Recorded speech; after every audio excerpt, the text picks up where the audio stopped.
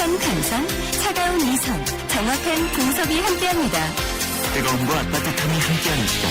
신일의 출발 새 아침. 신일의 출발 새 아침 3부 순서 광고 듣고 시작합니다.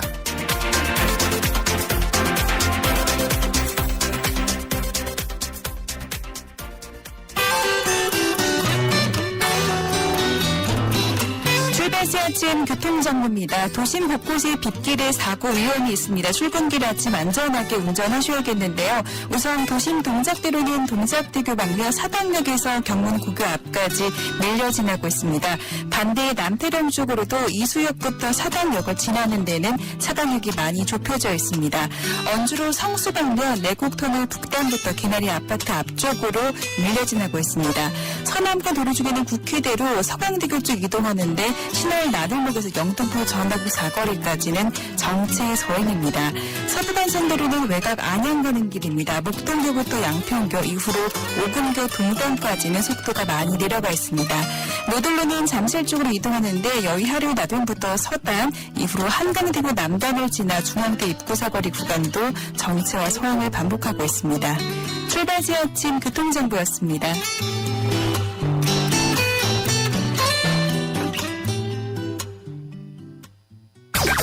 경제 컬럼니스트 정철진의 경제 시선.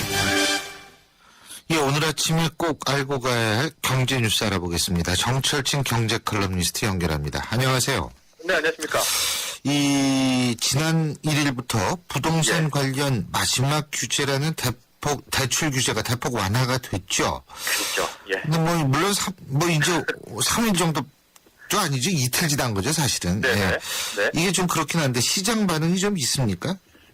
총부채 상환비율 DTI 주택담보대출비율 LTV가 이제 8월 1일부터 대폭 완화됐습니다. 예. 주말을 일단은 거쳤기 때문에 동향을 살필 수가 있는데요. 악성 매물들은 좀 나가는 것 같습니다. 일단 악성 매물들이 팔려 나가는 거는 한 2주, 3주 정도, 그러니까 즉 대출 규제 완화된다 이런 뉴스 나오면서부터 시작된 것 같은데요. 이 뭐냐면은 한 집값 대비, 그러니까 최고점 대비 반토막 난 데들, 과거 한 10억 됐던 게 5억 이렇게까지 떨어진 것들이 이제는 좀 팔려 나간 것 같습니다. 예. 그리고요, 이제 이번 주말 쪽에 전국적으로 기재를 취재를 해봤는데 계약 직전에 집주인이 갑자기 이제 호가를 올려가지고선 이제 계약이 무산되는 그런 사례가 꽤 많이 나왔던 모양입니다. 주로 경기도 쪽, 서울에서는 강북 쪽에서 나타났는데 실제 사례 좀 보면은 서울 강동구 촌동 쪽에 이제 한 40평형대 아파트가 거의 7억 6천에 계약하려고 했었는데 집주인이 한 3천만 원 정도 더 올려서 무산이 됐고요. 동작구 상도동 쪽에서도 약속이나 한 듯이 집주인들이 한 2천만 원 이상씩 호가를 올리고 있다고 하고요. 예. 분당 쪽에 가면 이제 서현동에 한 30평형대 아파트 5억 원대에서 다 거래 이루어지고 호가도 나오고 그랬었는데 지금 이제 집주인들이 거의 입자는 봐야 되겠다. 6억 원대를 이제 부르고 있다고 하는데 예. 이렇게 계약이 다 됐다가 거래가 취소되는 게 이제 보통 이제 물량이 터지기 직전, 집값이 좀 오르려는 하기 직전에 나타난 좀 현상이긴 합니다. 하지만은 아직은 좀 헷갈려요. 왜냐면 이게 눈치 보기의 가능성이 굉장히 높거든요. 그래서 진검승부는 8월 다 지나고 이제 본격 이사철, 부동산의 시세를 정확히 알 수 있는 이제 9월이 돼보면은 이게 과연 진짜였냐 아니면은 가짜 일시적인 현상이냐가 판단될 것 같습니다. 그렇군요. 근데 이게 대출 규제 완화 효과를 조금 아직은 그런데 근데 네. 이 부동산 거래량 이게 중요한 거 아니에요? 주식도 사실은 거래량이 작은 주식을 사면은 이게 팔고 싶어도 올라도 그렇습니다. 팔지를 예. 못하지 않습니까? 그죠? 예, 주식도 그렇고 부동산도 그렇고 가격만 보면은 당하기 쉽습니다. 거래량, 이 물량을 봐야 됩니다. 그렇죠. 정부의 정책도 가격 올리려는 게 아니거든요, 지금. 예. 힘든 사람들 빠져나가고 그나마 쌩쌩한 돈들 들어오라는 좀 거래 활성화. 그래야 인테리어 업체도 사시고 이삿짐 하시는 분들도 하고 이 경기가 그래야 사는 거거든요. 그렇죠. 부동산 가격 오른다기보다도. 그래서 제가 거래량도 저도 항상 지켜보고 있는데 이 7월 서울의 7월 주택 거래량만 보면은 좀 괜찮습니다. 6천 건이 넘었거든요. 그래서 지난 6월에 비해서 거의 1,000건 정도 올랐고 작년 7월에는 2,000건이었습니다. 2,100건. 그러니까 6,000건이니까 거의 한 3배 가까이, 2배 이상 폭증한 거거든요. 예. 7월 거래량으로만 보면은 2009년 7월 이후에 최고치였는데, 이제 7월이 뭐였냐면은 최경환 부총리가 부동산 풀겠다, 돈 쏟아붓겠다, 이런 때란 말이죠. 예. 그래서 기대감이 7월에는 반영된 것 같은데, 제가 앞서도 이제 말씀드리지만은 진검승부는 9월, 10월에 가야 됩니다. 가을 가격이 이게 진짜거든요. 그래서 혹시 집을 사시려는 분들, 혹은 그냥 막 팔려는 분들도 좀만 참았다가 한 10월쯤까지는 지켜보시고 행동에 나서시는 게 좋을 것 같습니다. 예, 그렇군요.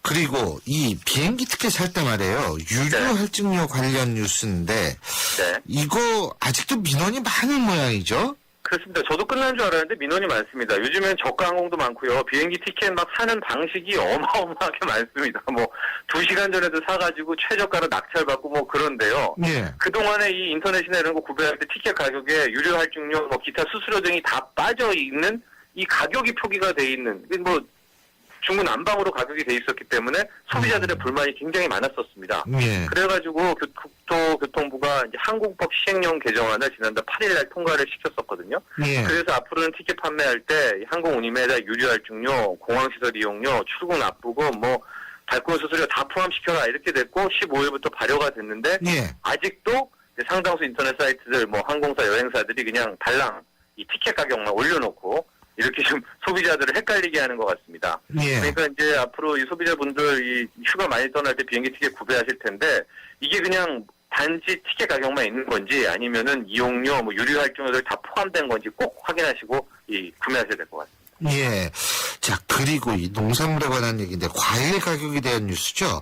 네. 이게 조금 과일 가격이 내림세가 많은 모양이 소비자 입장에서 볼 때는 좋은데 농민들은 이게 참 가슴 아픈 일 아니에요? 그렇습니다. 저도 의외의 현상입니다. 제가 한 달, 2달 전에 이제 방송할 때도 이 추석이 빠르지 않습니까? 예. 그래서 올해 이제 뭐 품귀 현상이 일어나서 과일 가격 오를 것이다 이런 예측을 좀 했었는데 지금 현상을 좀 보면은 여름 과일들이 꽤 많이 내리고 있습니다. 이제 참외를 보면은요. 작년 대비 한 28% 정도 떨어졌고요. 복숭아도 한 17%, 수박 가격도 13% 정도 하락을 했습니다. 이제 포도만 조금 오르고 있는데 전반적으로 이렇게 보면 참외 가격이 꽤 많이 이제 떨어졌습니다. 그렇죠. 30% 가까이 떨어졌는데, 이게 보니까 뭐 수박, 복숭아, 포도가 있어서 사람들이 참외를 좀 안 먹는 경향이 생겨서 이렇다. 이런 분석이 나왔고요. 복숭아 가격 같은 경우에는 이제 작년에 좀 복숭아 가격이 높았습니다. 예. 이 작황이 안 좋아서. 그래서 이제 작년 대비 떨어졌다. 그리고 올해는 좀 공급이 늘었다. 그래서 하락세를 보이고 있습니다. 그러니까 오히려 지금 과일 가격은 오른다기보다는 안정세, 내리는 쪽으로 지금 흘러가고 있습니다. 예. 수박 가격도 많이 떨어졌다고 그렇습니다. 수박도 가보시면 알겠지만 7월 평균 도매 가격이 작년보다 한 30%, 40% 정도 떨어졌습니다. 그래서 킬로그램당 거의 1,000원대에도 가격이 형성되고 있는데 이제 더 큰 문제는 추석을 앞두고 이제 그러니까 가을 과일이 또 조출하가 됐어요. 배, 원황이 나오고 있고요.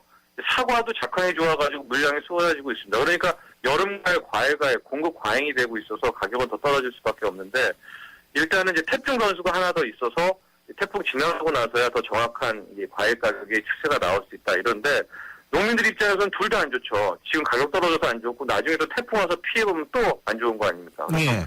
과일 농사 짓는 농민들 좀 어떻게 위로의 말씀을 좀 전해드리고 싶습니다. 그렇습니다. 예, 오늘 소식 잘 들었습니다. 고맙습니다. 네, 감사합니다. 예, 지금까지 정철진 경제 컬럼니스트였습니다. 출발 새 아침은 청취자들의 참여를 기다립니다. 짧은 문자 50원, 긴 문자 100원의 문자 서비스 혹은 트위터 YTN 알스타트로 함께해주세요. 참여하신 분들 중 몇 분을 선정해 준비한 선물을 보내드립니다.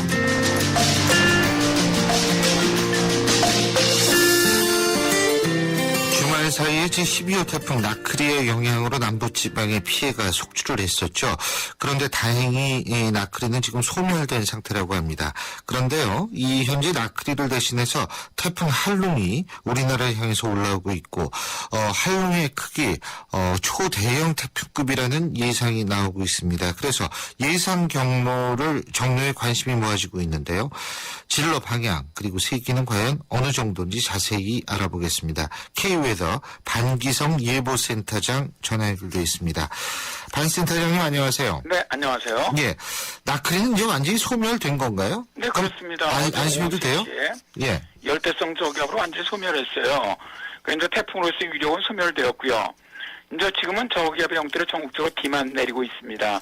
뭐 이제는 안심하셔도 되겠습니다. 예, 그렇군요. 근데 강한 비 같은 게 올 가능성은 있습니까? 아직은 좀 남아있다고 생각을 합니다. 왜냐면은, 태풍으로서의 위력은 이렇지만은, 열대 양성에서 끌고 온 많은 수증기를 함유하고 있거든요. 그래서 이제 지역에 따라 좀 다소 많은 비가 내리는 곳이 있을 것으로 예상이 되는데요. 현재도 이제 전남 해안 지역 이쪽으로는 시간당 10mm 이상의 강한 비가 내리고 있거든요.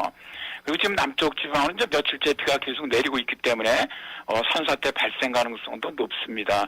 좀 주의를 했으면 좋겠네요. 예. 자, 그리고 이번에 좀 걱정이 되는 게 태풍 할롱이라는, 아마 이 할롱은 베트남 쪽에서 이름을 지은 건가요? 네네, 그렇습니다. 맞습니까? 베트남의 명소 이름입니다. 아, 이 태풍 할롱이 불사한다는 소식이 있는데, 이게 언제쯤, 이게 일단 크기는 어떻습니까? 초대형이라고 그러는데. 현재는 이제 앞으로 초대형까지 발생할 가능성은 있지만 현재는 초대형은 아닙니다. 대형급이고요. 중심 기압이 현재는 920 헥토파스칼, 중심 최대 풍속이 초속 54m 정도의 아주 우리나라 기상청에서 분류하는 태풍 중에서 가장 강한 태풍급이죠. 매미가 어땠습니까? 매미가 이제 강한 태풍이었었죠. 그러니까 매미랑 비슷하다 이렇게 하면 됩니까? 네네, 그렇습니다. 현재 세력으로는 뭐 매미하고 그 정도 위치에 있을 때는 상당히 비슷한 정도의 크기라고 보시면 됩니다. 그렇군요. 그럼 지금 어디쯤 있습니까, 할롱이? 현재는 이제 괌 서북서쪽 1,400km 해상에서 매시 17km 속도로 우리나라 쪽으로 현재 북서진에 올라오고 있습니다. 그러면은 우리나라 쪽으로 올라오고 있으면 우리나라는 언제쯤 직접적인 영향권에 들어오게 되죠? 현재는 이제 상당히 이제 멀리 떨어져 있거든요. 예. 그래서 일단 이번 주 목요일까지는 저 계속 북서진하면서 오키나와 인근 해상까지 진출할 것으로 예상이 됩니다. 그다음에 이제 금요일 정도에 일본 규슈 서쪽 해상 여기까지 올라온 다음에 이제 어디로 가느냐 이제 이쪽에서 되게 방향을 바꾸거든요. 그래서 이제 일본 동쪽으로 전향해서 나갈 것인지 아니면 우리나라 쪽으로 북상해서 직접적인 피해를 줄 것인지 아니면 더 서쪽으로 들어서 중국으로 갈 것인지 사실 아직은 멀리 있기 때문에 예측하기는 좀 어렵고요. 또 진로가 좀 다소 유동적입니다. 그러나 현재 그 태풍의 그 진로가 이동해 오고 있는 쪽에 해수 온도가 높고 그렇기 때문에 상당히 강한 태풍으로 유지되면서 올라올 것으로는 저희들은 예상을 하고 있습니다. 그렇군요. 그러면 이런 태풍들은 보통 언제 정도 소멸이 됩니까? 일단, 이제 강도에 따라 틀리죠. 이번에 이제 어제 소멸됐던 나크리 같은 경우는 일단 저 강도가 좀 약했기 때문에, 서해상 해수 온도가 낮다 보니까 바로 소멸이 돼버리고 말았는데, 실로 강한 태풍들은 우리나라를 통과해 나가야 소멸이 됩니다. 예. 그러니까 만일 동쪽으로 나간다면 일본, 내륙을 통과하면서 소멸될 것으로 보고요. 예. 만일 우리나라 쪽으로 상륙한다면 우리나라에서는 태풍의 위력을 유지하고 나서, 동쪽으로 빠져나와서 러시아 쪽으로 가면서 대개 그 정도에서 소멸을 합니다. 중국으로 들어가는 건 중국 내륙에 들어가서 소멸하게 되죠. 예. 그러면은 우리나라가 피해를 받을 확률은 지금 어느 정도 될 거라고 보십니까?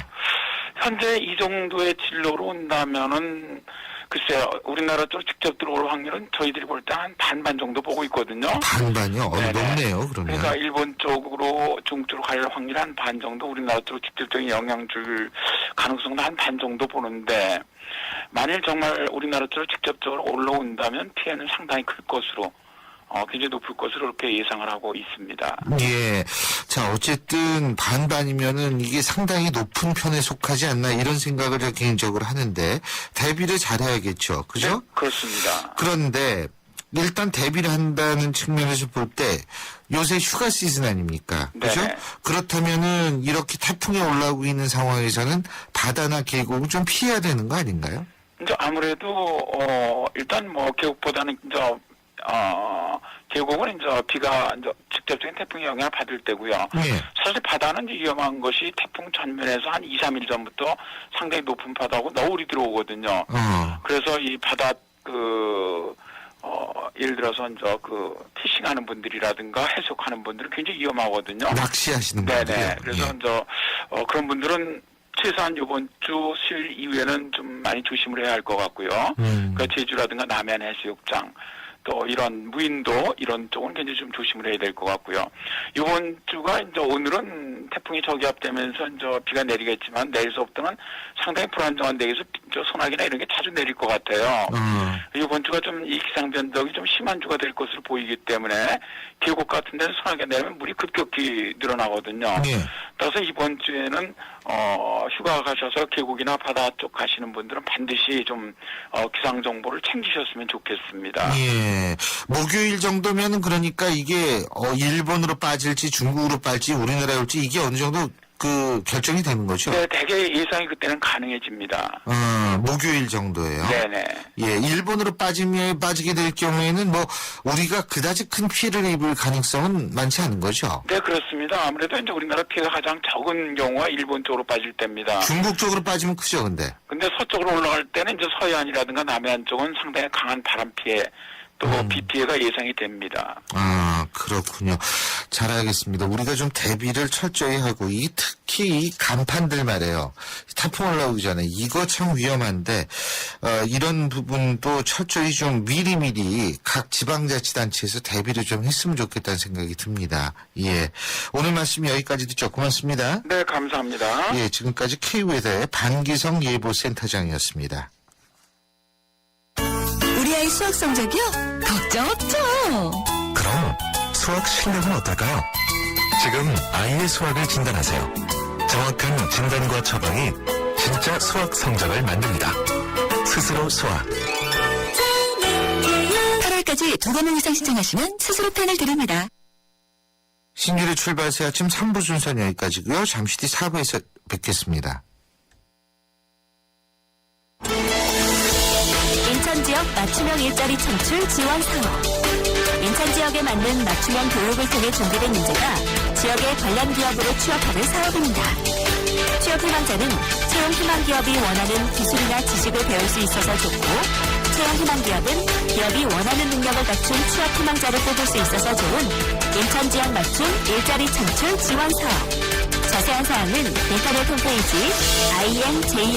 injob.or.kr에서 확인하실 수 있습니다. 이 캠페인은 고용노동부, 인천광역시, 서강법인 인천벤처기업 협회와 함께합니다. 대한민국 사장님들, 이보영이에요. 사업하면서 힘든 일 참 많으시죠? 이젠 노란 우산 공제 꼭 챙기세요. 갑작스레 소나기가 와도 우산 하나 챙겨놓으면 걱정 없잖아요. 소득 공제는 물론 복리 이자에 목돈 마련 저축도 되고 법으로도 보호되니까 노란 우산 공제 하나면 마음이 든든. 50인 미만 소기업, 10인 미만 소상공인 사장님이라면 누구나 가입하실 수 있대요. 창업할 때 가장 먼저, 사업할 때 가장 가까이. 참 든든한 동행, 노란 우산 공제. 이 캠페인은 중소기업 중원회와 함께합니다.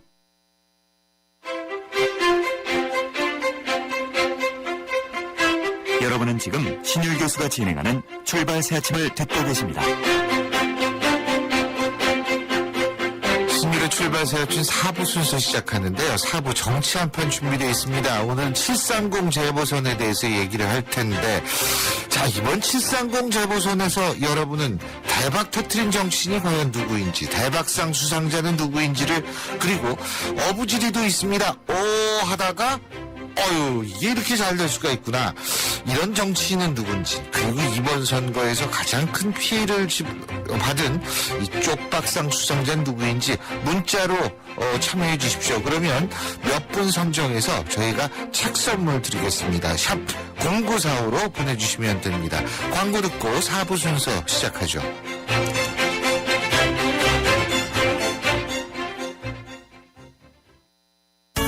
우리 아이 수학 성적이요? 걱정 없죠. 그럼 수학 실력은 어떨까요?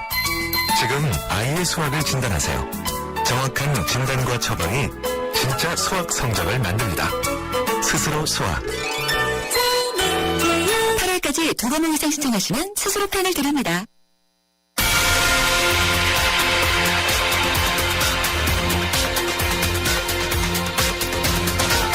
황태순, 박상병의 정치 한판.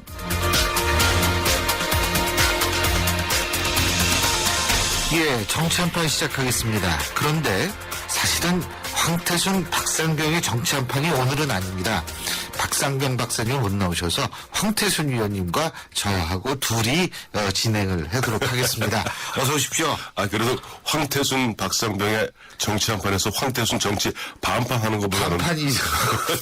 반판이라 그럴 걸 그랬구나. 신율 요새 황태순의 정치. 반판도 많이 팔아요. 음식점에 가보면. 그래 특히 여름에 수박들 많이 드시잖아요. 그럼요. 수박 커갖고 몸은 갖다 놓으면 잘라놓으면 잘못하면 쉬는데 상하는데 네. 그래서 또 4분의 1도 팔고 그래요. 그죠? 예. 예.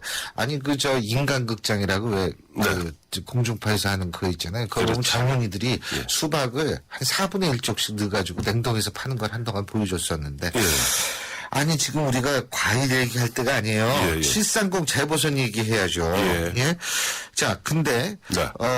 대본은 이렇게 써 있습니다. 730 재보선 후 폭풍이 거셉니다. 먼저 두 분, 730 재보선 결과 어떻게 총평하십니까? 이렇게 돼 있는데 두 분이 아니라 한 분이죠. 한 분이죠. 네, 한 분. 예. 자, 한 분은 어떻게 생각하십니까, 그러면? 730 재보선은 결국 민생 대 심판.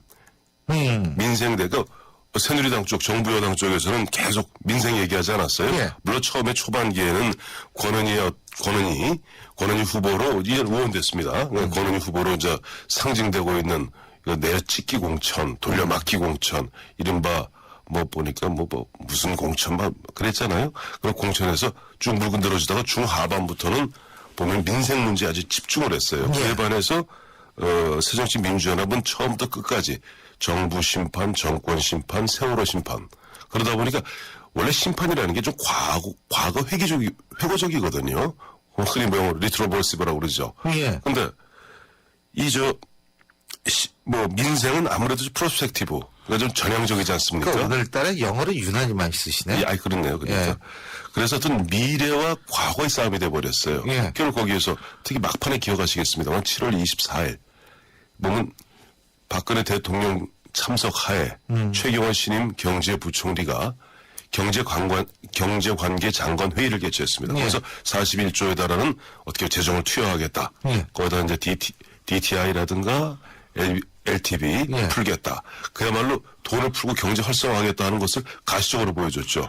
그런 부분에서 갑자기 이번 선거 보면서 그런 생각이 나요. 92년 미국 선거 클린턴하고 당시 대통령이었던 아버지 부시 싸웠을 때 클린턴 후보 아칸소 이 영어 아닙니다. 아칸소 주지사는 클린턴이 한 영어긴 영어죠. 지명이 돼서 지명이죠. 그때 보면 stupid, 익스이카나미, 바보야. 바보야. 바보야. 우리 문제는 영어로 경제야. 방송을 한번 해볼까요? 여기까지만 하시죠. 그런데 역시 이번에 경제 부분. 아무래도 보면 새정치민주연합에서는 대한정당으로서의 면모를 못 보인 가운데 심판 프레임만 잡혀있다 보니까 결국은 11대 4의 결과가 나온 것 같아요. 예. 자, 11대 4의 결과, 그래서 나왔다. 자, 우리 지난 총선 때도 한번 해봤는데, 730 재보선에 있어서의 대박, 쪽박, 어부지리, 실속, 본전. 이거 한번 해보죠. 아이고, 15명 의원 갖다 아니, 한꺼번에 얘기하지 마시고. 한 명씩 일단은 우리 좋은 거, 대박 터트린. 대박 터뜨리 이정현 의원이죠. 더 이상 얘기할 게 없을 것 같아요. 예, 그렇죠. 마침 이번에 보니까 윤상현 아직까지 사무총장이죠. 윤상현 사무총장 어떻게 보면 퇴임 앞두고 보는 기자들하고 인터뷰 간담회 하면서 그 얘기했어요. 당초 이정현 의원이 동작을을 생각했는데 보니까 조금 당에서 강하게 요구하니까 바로 접고 고향인 순천 곡성으로 내려갔다가 사실 이길 거라 열심히 하고 이번에도 한 40% 정도 기록하면 정말 잘하는 것이고 참 이정현 후보 보면 참 그 기계가 보통이 아니다 생각이 돼. 이게 무슨 일입니까? 정말로 대박중 왕대박이에요. 왜냐하니까 1988년 13대 국회입니다. 맞습니다. 191인제 소선거구제를 선택한 이후에 17년 체제 이후에 그렇죠. 처음이죠. 처음이죠. 88년 4월 13대 총선 때 이후 191인제에서 전남 광주에선 첫 번째 보수 정당에서 당선자 국회의원이 나온 거예요. 물론 전북에서는 강현욱 의원 또 그 직전에 보면 14대는 황인성 의원이 있었습니다. 그렇지만 이번에 이정현 의원 정말 쾌거예요. 마침 이거는 지난 6.4 지방선거 벌써 한 2달쯤 됐습니다만은 6.4 지방선거에서 새정치민주연합의 김부겸 후보가 대구시장에 도전하지 않았습니까? 그야말로 참 어떻게 미련스러우리만큼 지역구도의 타파라는 그 기치를 내걸고 지난 2012년 총선에 이어서 이번에 지방선거에서도 대구에 도전했어요. 40.4% 얻었어요. 맞아요. 전 박수 쳐드리고 싶어요. 예. 특히 보면 대구의 강남이라는 그렇죠. 수성갑, 수성구 중에서 수성갑을이 있는데 예. 제가 저 박철원 의원 보좌관 할 때 그게 수성갑입니다. 야. 이게 슬쩍 자랑도 좀 하면서 예. 수성갑 그 지역에서는 오히려 2,000표 가까이를 갖다가 더 얻었죠. 더 얻었어요. 예, 맞아요. 그러니까 대구도 이제 변하고 있고 또 이번에 보면 부산에서 오거든 무소속 나왔습니다만은 거의 50% 육박하지 않았습니까? 예. 뭔가 이 영남 지역에서 변하고 있는 가운데 순천, 곡성에서 대박을 내줬어요. 예. 대박을 내주고 그 대박에 꽃가마를 갖다 이정현 의원이 열심히 하다 보니 탄 거죠. 기억하시죠? 보면 3시 반에 일어나서 낡은 자전거 타고 다니면서 맞아요. 뭐 저 가스 충전소로 해서 목욕탕으로 해서 예. 다니면서 또 지금도 변함없이 되게 맞습니다. 당선되면 하루 만에 올라오는데 예, 지금도 지금도 돌고 있어요. 예, 지금도 아, 순천 곡성. 이게 이건 보니까 뭐 대박에다가 감투에다가 예. 짝짝짝 박수 쳐드리고 싶습니다. 저는 사실 이정현 의원 당연히 대박을 드려야 되겠지만 네. 대박상 수상자가 또 하나 있다고 봅니다. 김무성 의원. 김무성 대표. 아, 대박 쳤죠. 이게 국회의원 15명 아니, 당선돼서 그러니까 꼭 뽑는 건 당선자 말고도 정치인들 얼마나 저기 있어요. 그렇죠. 저는 사실 김무성 대표도 대박 쳤다고 보고. 네. 자, 우리 저 문자 지금 막 엄청나게 쏟아지고 있는데 네. 지금 대박상 하시는 저 이정현 의원을 대박상으로 꼽으신 분이 0082님, 9865님, 그 다음에 9895님, 뭐 5514님, 뭐 4740님 엄청나게 많습니다. 그런 청취자분 중에서 이제 이정현 의원 말고 또 누구를 대박으로 꼽았어요? 대박상의 권은희 의원, 9774님은 대박상의 권은희 의원을 꼽아주셨고요. 네. 그리고 어떤 분은 이런 말씀 주셨네요. 1884님인데, 있으나 마나 오히려 당에 피해만 준 계륵상은 없나요? 그리고 권은희 의원, 이렇게 꼽아주셨는데. 하나 만들죠. 뭐. 야, 근데 아니 네. 저는 사실 김무성 대표가 상당히 이번에 아주 빅히트를 쳤다. 대박 빅히트. 쳤다. 저는 사실 그런 생각이 듭니다. 아니, 김무성 대표 말씀하신 김에 7.14 전당대회 때 사실 김무성 대표 뽑힌 게 나름대로 유권자들에게는 뭔가 새누리당이 변화하려 하는구나 하는 그런 느낌을 준 거예요. 그렇죠. 그런 느낌을 준 데다가 어쨌든 보면 마지막에 저는 가장 히트가 그분 김무성 대표도 보면 이제 환갑 넘었거든요. 예. 빨간 모자 쓰고 반바지 입고 엉덩이 실룩거리는 모습 보고 저런 부분들 저 국민들과 유권자의 눈높이에 맞추려는 그런 어떤 자세 그게 일종의 국민들의 감동 주는 거죠. 예. 특히 어제 같은 경우는 한민구 국방부 장관 그다음에 별들 줄줄이 저 당으로 불러갖고 무려 7마디 하면서 4번을 갖다 책상을 두들겨 팼다는 거 아니에요. 꽝꽝꽝. 예. 장관 당신들은 자식도 없어 뭐 그래가면서 예. 그리고 어제 아침에 사진 보니까 눈을 갖다 감고 그 분노에 이그러지는 모습 같은 거 이런 것을 어떻게 보면은 다 군대를 뭐 저도 보면 저 큰아들이 군대 그렇죠. 갔다 왔습니다만은 그런 군대를 갖다 보내봤던 또 저 군대 아들 자식들을 그렇죠. 보내고 있는 부모들 마음을 맞습니다. 대변하는 그러니까 사실은 오늘 대박은 뭐 선거에서는 이정현 의원이 대박입니다만은 오늘 아침 대박은 사실은 베스트 하면 저 김무성 대표 드리려고 그랬어요. 예. 아니, 그리고 사실, 그 얘기는 또 하고 나중에. 네. 자, 이번에는 쪽박상은 누가 받아야 될까요?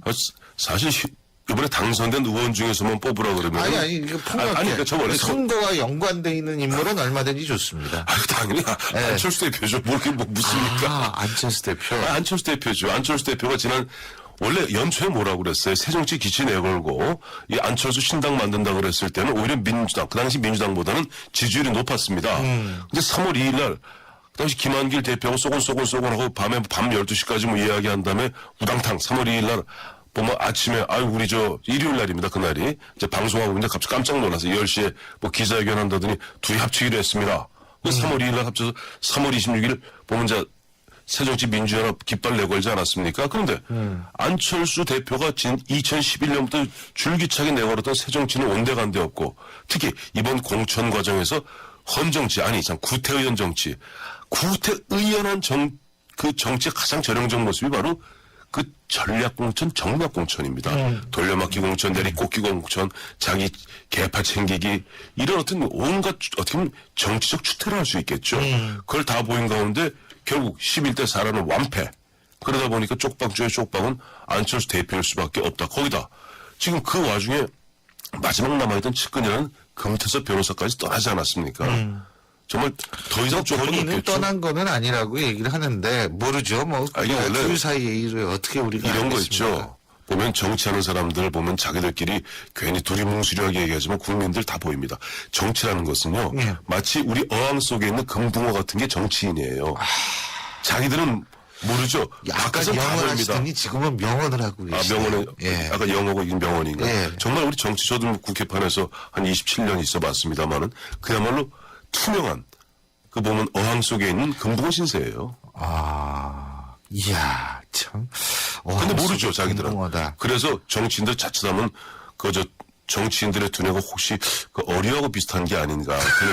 이런 얘기도 그래서 나오는 거예요.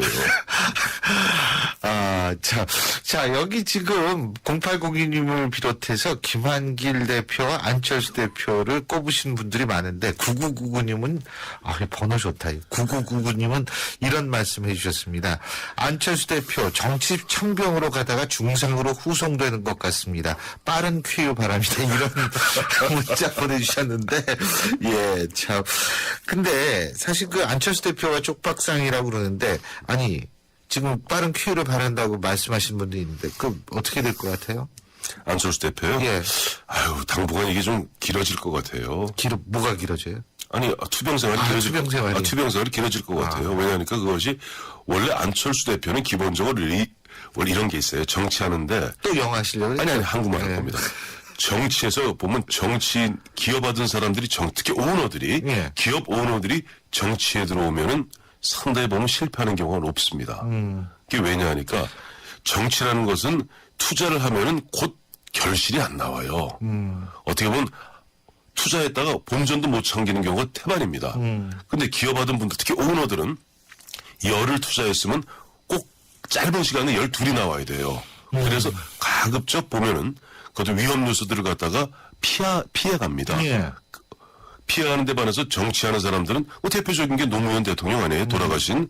뻔히 안 되는 줄 알면서도 계속 부산에 출마하고 시장에 출마하고 그러다 보면 그런 진정성이 쌓이면서 이정현 의원 바로 그런 그거예요. 스타일이죠. 이정현 의원 예. 그런 거예요. 예. 그게 내공이 되는 거예요. 김부겸 아까 그 대구 시장 후보도 마찬가지고. 근데 그런 데 반해서 기업 하시던 분들은 왜냐니까 기업은 전부 이해는 해요. 기업하다 보면은 1억을 투자했는데 0이 나오면 망하지 않습니까? 그럼 모험을 안 합니다.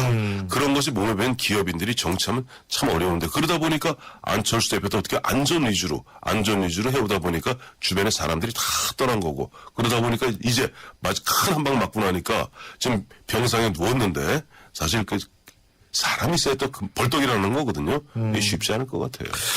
그 쪽박상에 노회찬 의원을 꼽으신 분도 많은데 네. 손학규 전 대표를 꼽으신 분도 있고 1068님이 쪽박상에 노회찬 의원 전 의원 네. 그다음에 9895님이 쪽박상에 손학규 전 대표 5514님도 마찬가지고요 4740님도 마찬가지고 근데요 예.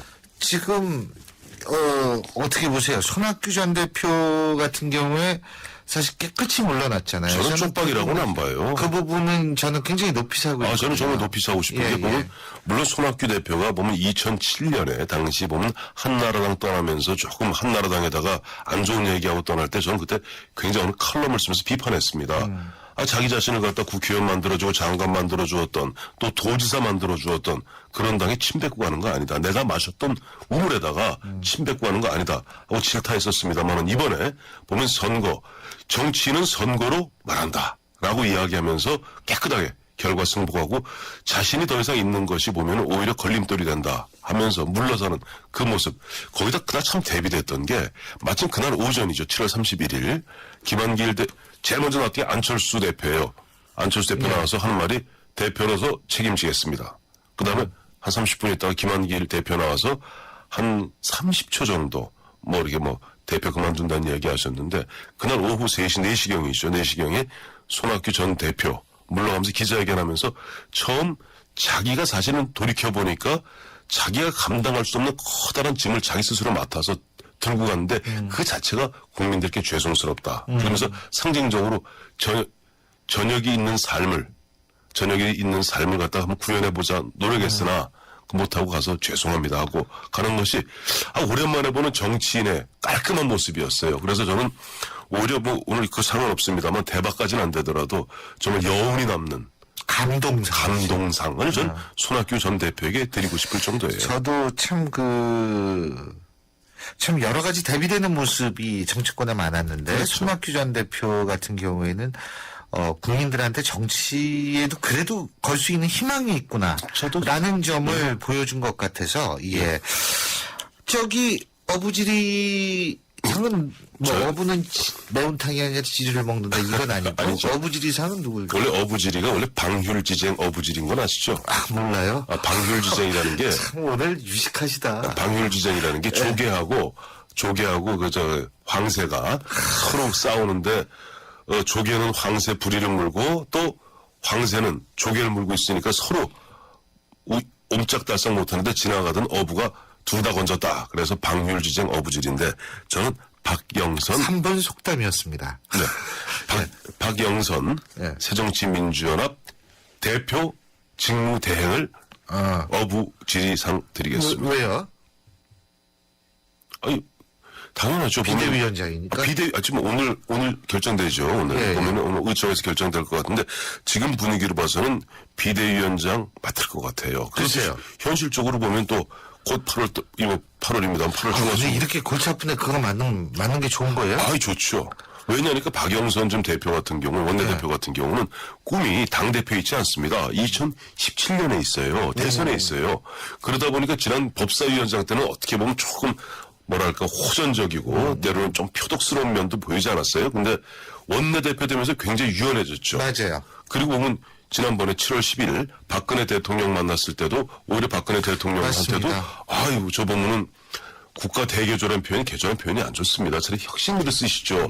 하는 대안도 제시하는 큰 정치인의 면모를 보였는데 어쨌든 김한길, 안철수 두 대표가 쪽박을 차고 물러가시는 그 틈새에서 물론 하기에 따라서 잘못하면 그 친노다 486이다 뭐 이런 동교동계다 누구기 정세균계다 이 복잡한 이 세력 조정을 잘 못하면은 사실 박영선 대표도 쪽박 찰 수 있어요. 하지만 이걸 잘 조정해서 어느 정도 어제 비대위원장이 영원히 가는 건 아니거든요. 보면 내년 한 1월까지 전당대회를 충실하게 훌륭하게 만들어주고 이번 정기국회 중에 새정치민주연합이 수권이 가능한 이른바 정책 정당이라는 그 모습을 갖다 보여주기만 한다면 원내대표 역할이니까요. 그게 그러면 이번은 몰라도 그 다음에 곧 당대표 그 이후에 아마 대선까지도 충분히 갈 수 있는 탄탄대로의 첫 문이 열렸다. 물론 하기 나름이에요. 그래서 저는 어부지리상을 갖다 박영선 원내대표 지금 대표 직무대행에게 드리고 싶습니다. 어부지리에는 우리 권은희 의원이 많이 나왔네. 1068님, 그 다음에 5514님, 그리고 또 어떤 분은 4740님은 어부지리의 나경원 의원을 꼽으셨고, 4770님은 어부지리의 김무성 대표를 꼽으셨는데, 5788님은 이런 문자 남기셨네요. 박 박사님은 어디 가셨어요? 황 선생님 신나셨습니다. 박 박사님 오늘 하루 좀 일이 있어서 지방에 잠깐 내려가셨어요. 다음 주에 나오시니까. 네, 그럼요. 그리고 권은희 지금 의원 얘기하셨잖아요. 저는 권은희 의원에게는 상처뿐인 영광상을 드리고 싶어요. 그러니까 본인으로 봐서는 나이 40에 금바지 달았으니 상처도 이런 상처, 이런 영광이 없죠. 영광도. 그러나 자기 보는 각도에 따라 다르죠. 그렇죠. 국회의원이 소원인 사람은 영광이겠지만 정치 별로 그 권용력 없는 사람은 영광은 아니죠. 아니죠. 근데 권은희 의원은 좀 정치에 관심이 있었으니까 영광은 맞는데 문제는 본인 하나 때문에 수많은 사람이 다치고 당이 풍비박산됐으니까 상처뿐인 영광이고 본인도 이번에 투표율이 21% 아니에요? 근데 권은희 의원 자체가요. 솔직한 얘기로 이분이 물론 정치에 관심이 있었을 가능성이 있지만 시켜준 사람이 그런 거 아니에요? 시켜주지 않았으면 권은희 의원도 의원이 못됐죠. 근데 또 거기는 또 여러 가지 또 뒤에 보면 또 그 당시 여의도에 돌아가는 얘기가 있어요. 방송에서 얘기하기 좀 그런데요. 전 모르고. 나중에 끝나고 말씀드릴게요. 알겠습니다. 근데 그리고 어쨌든 어부지리. 박영선 원내대표가 어부지리다. 그러면 실속상은 누가 받을까요? 실속이요. 실속을 차린 사람. 실속을 차린 사람? 지금 생각하고 있어요. 지금 실속. 실속 차린 사람 사실 나경원 의원이죠. 나경원은 실속 차린 게 나경원은 사실 통통통 털어서 이거 정성적 분석하면요 진 거나 마찬가지예요. 929표 얘기했잖아요. 액면가로. 근데 액면가로 929표 얘기했는데 무효표가 1,400표 나왔죠. 거기다가 저 보면은 노동당의 김종철 후보가 1,070표예요. 그 이게 조금만 했었으면은 잘못하면 나경원 의원 떨어졌어요. 근데 나경원 의원이 어쨌든 상대방들이 계속 헛발질하는 통에 본인은 의원 빠지도 달았고 3선 국회의원 됐죠. 삼선 국회의원 여당에서는 최다선이에요. 여성으로서는 김을동 의원보다 선수가 높습니다. 김을성 최고위원보다. 거기다 보면은 원래 중부에서 사실 지역구도 못 챙길 뻔했는데 이번에 지역구 챙겼죠. 이런 기세로 가면 조만간 4선은 떼어놓은 당상이거든요. 저도 그렇게 봅니다. 4선 되면은 아시지만 4선부터 국회 부의장 내지는 대권 주자에 올라가야 됩니다. 그러니까 이런 실속이 어디 있어요? 그야말 실속만 쏙 챙겨 먹은 거죠. 아니 근데 나경원 의원 같은 경우에는 본인이 또 그만큼 위험 부담을 안고서 들어간 거 아니에요. 솔직한 얘기로 김문수 전 지사 같은 경우에 조금 너무 몸을 사렸다라는 비난도 일각에서 있는 모양인데 나경원 의원하고 그런 의미에서는 굉장히 대비가 돼서 나경원 의원이 더 좀 부각되고 뜨지 않나 이런 생각도 좀 드는데 말이에요. 그렇죠. 자 그리고 본전치기 한 분들은 누굴까요? 본전상? 본전? 간단하게는 전 박강원 의원이라고 봐요. 그건 뭐 본전이죠, 말 그대로. 되는데 됐습니다. 어차피 영통이 되는 데서 됐으니까. 알겠습니다. 본전은 박강원 의원. 근데 이렇게 혼자 모셔도 시간 금방 가네. 오늘 말씀 여기까지 듣겠습니다. 고맙습니다. 네, 감사합니다. 안 보이니까 감추죠. 별일 없겠죠. 손발톱 무좀, 방치하면 손발톱 건강을 잃을 수 있습니다. 이젠 풀케어. 국내 최초 달거나 닦을 필요 없이 오니텍 특허 기술로 침투는 빠르게. 정말 좋아졌다. 방치하지 말고 풀케어 하세요. 이탈리아 글로벌 제약회사 메나리니. 신유의 출발새 아침 저희가 준비한 순서 오늘 여기까지입니다. 저는 내일 오전 7시 10분에 여러분 다시 찾아뵙겠습니다. 지금까지 신유리였습니다. 고맙습니다.